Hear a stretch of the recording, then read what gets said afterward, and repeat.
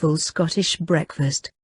Ingredients: 2 beef link sausages, 1 Lorne sausage, sliced sausage, 1 slice of black pudding, 2 rashers of bacon, 1 egg, 1 slice of bread, 1 medium tomato, 3 closed cup mushrooms, salt and black pepper to taste, olive oil for frying.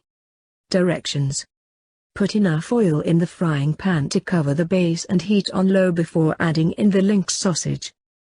Cook the sausage on low for 10 minutes, taking care to not burst them. Add the Lorne sausage and black pudding to the pan and cook for 5 minutes, then flip these to cook the other side.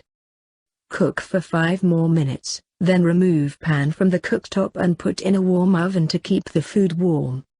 Slice your tomato in half, and place face down in an oiled frying pan.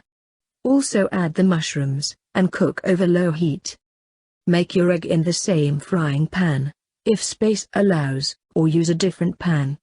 Cook to taste, though over easy, soft fried, is most common in Scotland.